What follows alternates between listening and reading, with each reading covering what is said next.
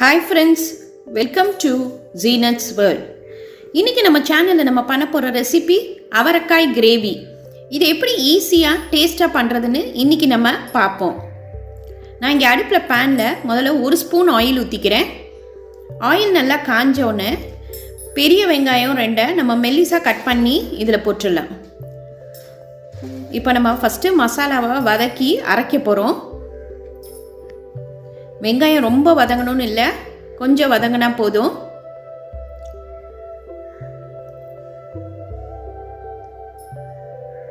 இது கூடவே ஒரு 6 பூண்டை தோலை உரித்து இதில் போட்டுடலாம். ஒரு 2 நிமிஷம் வதக்கிப்போம். இப்போ இதில் ஒரு 3 தக்காளியை கட் பண்ணி போட்டுருவோம்.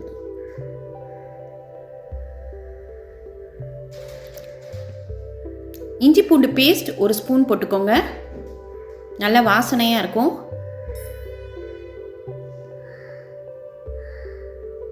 இப்போ இதையும் ஒரு 2 நிமிஷம் நம்ம வதக்கிக்கலாம்.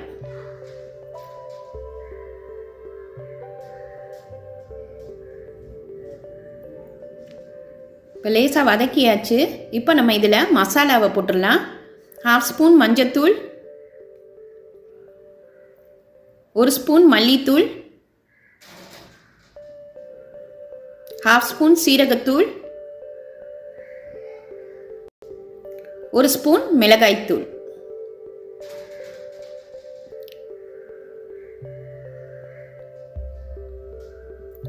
இது கூடவே நம்ம பெப்பர் பவுடர், அதான் மிளகுத்தூள் 1 ஸ்பூன் போட்டுப்போம்.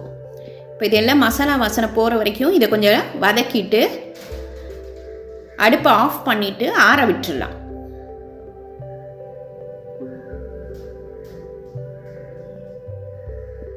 இப்போ அதை ஆறுறதுக்குள்ளே நம்ம இங்கே பேனில் அதே பேனே வச்சுக்கோங்க. அதை ஒரு 2 ஸ்பூன் ஆயில் ஊற்றிக்கலாம். ஆயில் நல்லா காஞ்ச உடனே 1 ஸ்பூன் கடுகு, 1 ஸ்பூன் உளுந்து, இது கூடவே 1 ஸ்பூன் சோம்பு போட்டுக்கலாம்.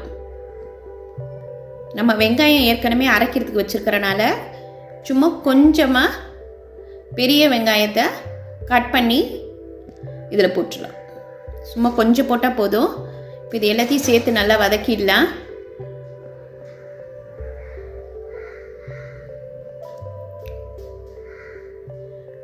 வாசனைக்கு கருவேப்பிலை கொஞ்சம் போட்டுடலாம்.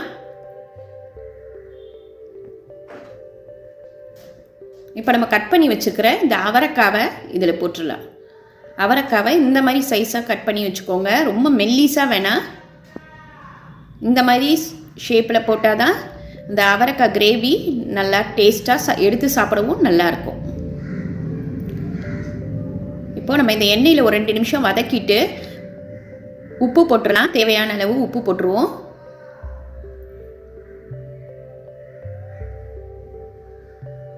ரொம்ப தண்ணி ஊற்ற தேவையில்லை, ஒரு 1/2 கிளாஸ் தண்ணி ஊற்றினா போதும்.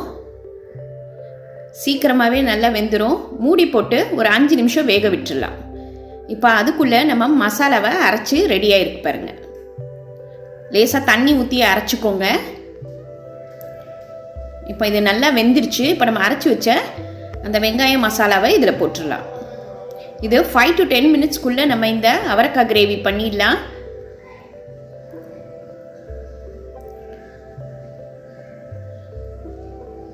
இப்போ மசாலா ஊற்றிட்டு ஒரு 2 நிமிஷம் அடுப்பில் நல்லா கொதிக்கட்டும். ஃபைனலாக நம்ம கரம் மசாலா 1 ஸ்பூன் போட்டுக்கலாம். அப்போ நல்லா நான்வெஜ் டேஸ்ட் இருக்கும். சப்பாத்திக்கு, பூரிக்கு, இடியாப்பத்துக்கெல்லாம் இது ரொம்ப டேஸ்ட்டாக இருக்கும். எப்போதும் அவரைக்காய் பொரியல் பண்ணுற மாதிரி இல்லாமல் இந்த மாதிரி நீங்கள் கிரேவியாக பண்ணி கொடுத்தீங்கன்னா வீட்டில் எல்லாருமே டிஃப்ரெண்ட்டாக நல்ல டேஸ்ட்டாக இருக்குதுன்னு சொல்லுவாங்க. இது ரொம்ப ஈஸியான ரெசிபி.